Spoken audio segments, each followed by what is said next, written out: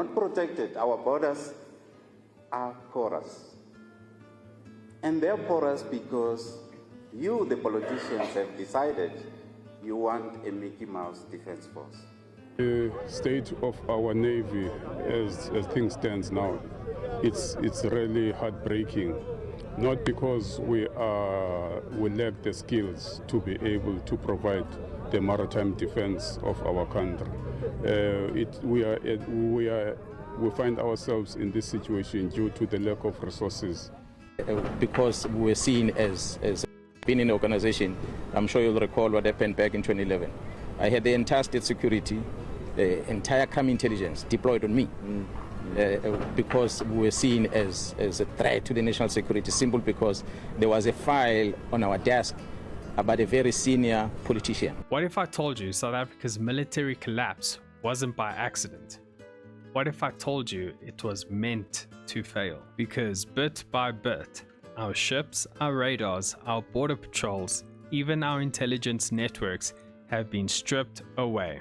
And now, cocaine, meth, among others, tons of it, flood in by land, by sea, by air, and hardly anyone is stopping it. The head of the Navy, Admiral Monde Labose, didn't sugarcoat it. He accused National Treasury of sabotage. He says the budget cuts aren't just damaging, they're putting the entire country at risk. How bad is it? South Africa has just one operational naval patrol boat.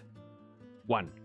No working radar system, almost no coastal surveillance. This isn't mismanagement, this is deliberate. He called them forces of doom, people inside the state working for foreign interests, drug traffickers, and local fixers. So, what is the result? South Africa has quietly become one of Africa's biggest drug highways. Every month, tons of cocaine, meth, and fentanyl ingredients pour in from Latin America, Asia, and West African hidden labs. Where does it land? Durban, Richards Bay, Cape Town. Ports so underguarded that containers go unchecked. Ghost ships docked in the dead of night, the Navy not patrolling, radars are down, the skies go unwatched. And the police? Well, they are paid to look the other way. This is a civilian radar tracking ships in our waters, and these are the ones that have their transponders turned on. There are also hundreds of ships drifting in our waters with their transponders turned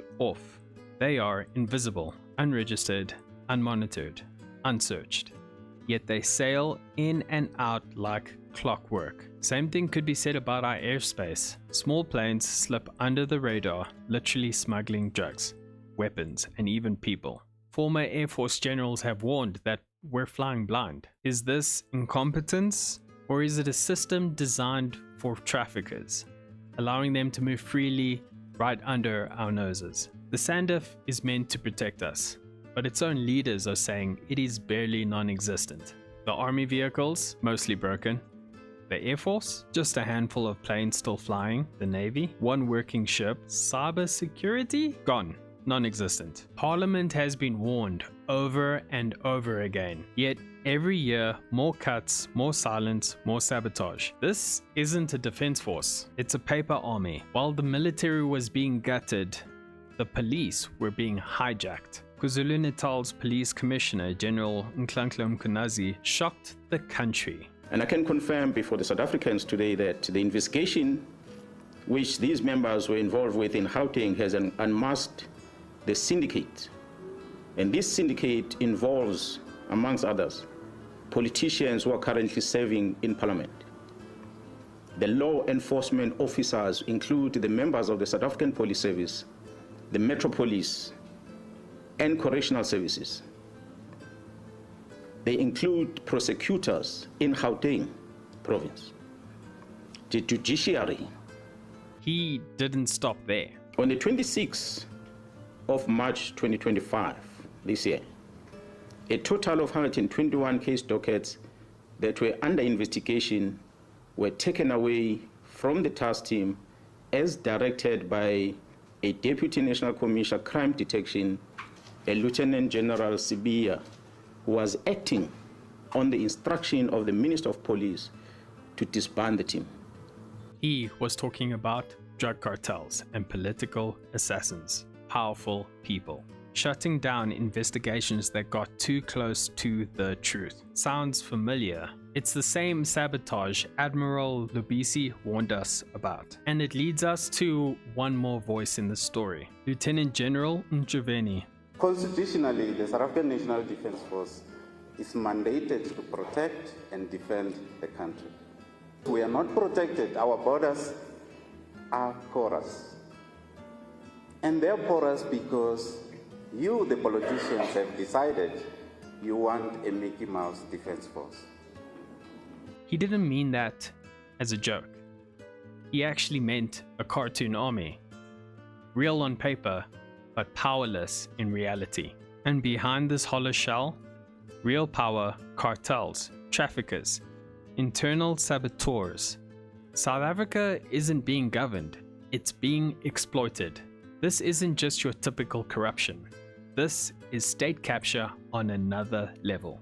If the Navy chief says there's sabotage, if the police commissioner says politicians protect killers, if a general says the army is a cartoon, then who's really in charge? Cartels? Smugglers? Crooked politicians? Or are they all the same people? 3 leaders, 3 separate warnings, one terrifying truth. Our defense and our justice system haven't just fallen apart. They've been hollowed out on purpose. This isn't just a failure of incompetence. This is infiltration. And if we don't wake up, the criminals won't run the state. They will become the state. This isn't a conspiracy theory. This is the truth, told by 3 men who've seen it from the inside. They're warning us that this collapse isn't by accident, that this is an active operation. So here is the question. Are we going to face it, or are we going to let them finish the job? If you made it to the end of the video, just want to give you a big thank you. Make sure to hit that like and subscribe button, and I will catch you in the next video. Peace.